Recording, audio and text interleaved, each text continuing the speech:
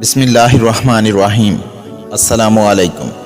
امام علی علیہ السلام نے فرمایا، رشتے داروں کی دشمنی بچھو کے ڈنگ مارنے سے بھی زیادہ اذیت ناک ہوتی ہے۔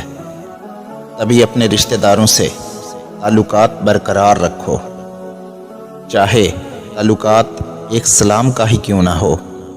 میں نے اللہ کے رسول صلی اللہ علیہ وآلہ وسلم سے سنا، جو انسان اپنے رشتے داروں سے تعلقات بنائے رکھتا ہے، وقت آنے پر ان کی مدد کرتا ہے، تو اللہ اس انسان کے تمام گناہ معاف کر دیتا ہے اور کامیابی کا منہ اس انسان کی طرف موڑ دیتا ہے۔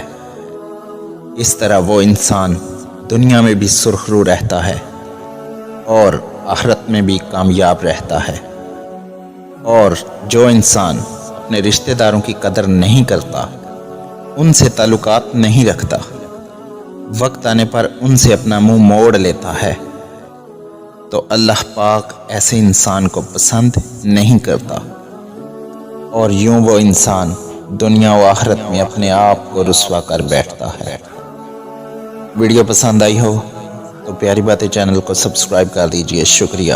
فی امان اللہ۔